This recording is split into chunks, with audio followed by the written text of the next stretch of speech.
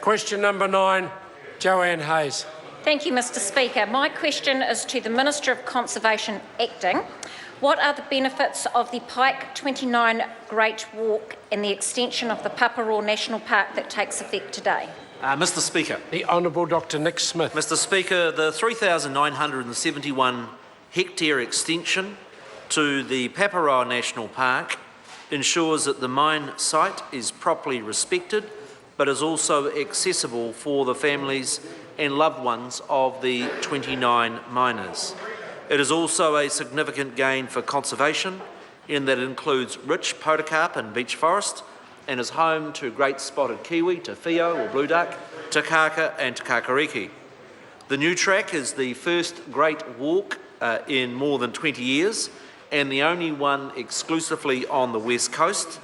It makes up stunning views from the limestone gorges of the Paruri Valley, stunning views from the Moonlight Range of the Tasman coast and Southern Alps, and it also will give people an experience of the rich mining history of the West Coast through to the community of Blackpool. Supplementary. Supplementary question, Joanne Hayes. Thank you. Who initiated the idea of the Pike29 track and what will be the next steps from here to create this new Great Walk? Mr Speaker. The Honourable Dr Mr Nick Speaker, Smith. the track was first proposed by the Pike Families Group and its spokesperson, Mr Bernie Monk. I visited the site, met with the families both in person and in conference calls in which there was overwhelming support for the venture, albeit as inevitable across such a group of families there will be some differences of view. The track will require changes to the Paparoa National Park management plan and consultation on that will begin shortly. DOC will also start the process of design and procurement. Cabinet has provided a budget of $10 million for the track to be constructed, as well as ongoing maintenance funding of $350,000 a year in DOC's baseline. Order.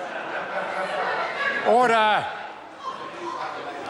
Point of order, Chris Hipkins. Thank you, Mr Speaker. Mr Speaker, this question is set down to the Minister for Conservation, brackets acting. I just seek some clarity from you as to on what basis the Minister can be acting when the Primary Minister is in the House. I'll allow the Honourable Jerry Brown. I do know the answer, but Mr Speaker, it's not uncommon that if there is any possibility of there being any conflict of interest, then a Minister will hand that responsibility to another Minister. That's a simple explanation, nothing being hidden here.